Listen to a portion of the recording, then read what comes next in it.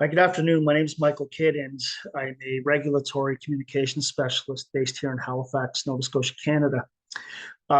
First of all, I'd like to thank you for asking me to participate in this program today.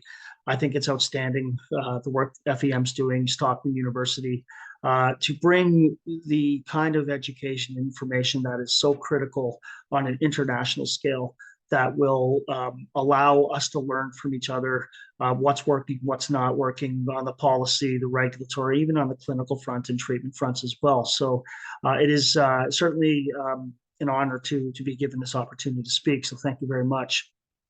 I'd like to begin by just telling you a bit about myself.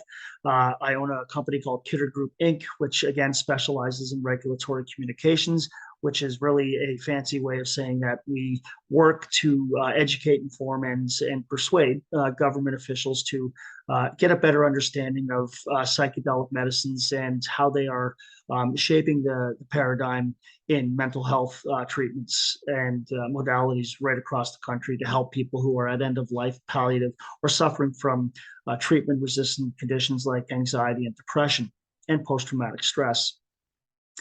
If you're involved in psychedelics in any way, one of the things I like about the PREACH program is it is inviting people who are curious about psychedelics.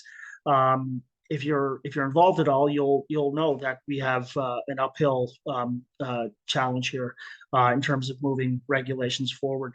We are seeing a lot of progress, though, especially in the United States, where we're seeing bills being moved at the state levels, some great work being done at the federal level with Right to Try, even right through here to Canada, where we have the Special Access Program now that is allowing Canadians to access who are suffering from serious or life-threatening conditions on an emergency basis. Still a lot of work that needs to be done on the policy and the regulatory front. And again, that begins with communications.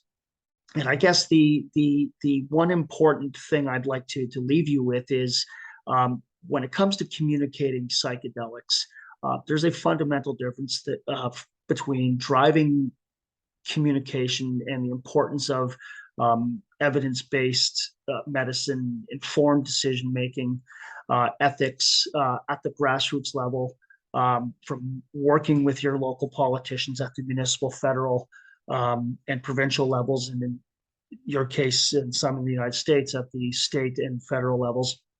But really, also, how do we influence a change from the top? And it's where my company has spent a lot of time over the last couple of years, really driving the decision makers to understand how these medications are impacting people every single day.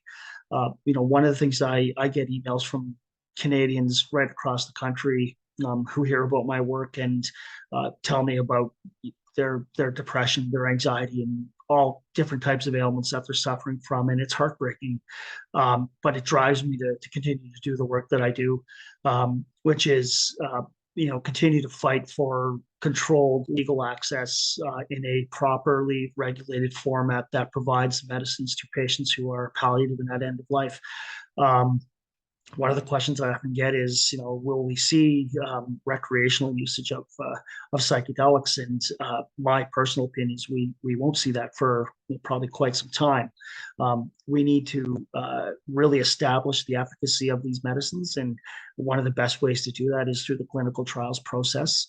Health Canada has done a great job of allowing companies to establish their dealer's licenses to cultivate mushrooms, to formulate various types of synthetic compounds as well, like LSD, MDMA. So there's a lot of work to be done still.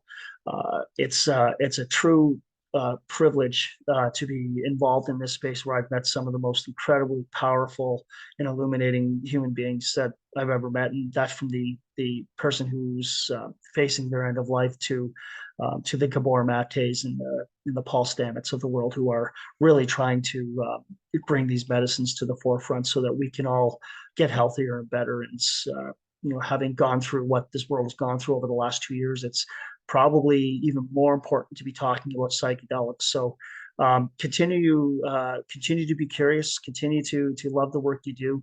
I'm excited about it and look forward to sharing more if and when you'll have me. So thank you very much.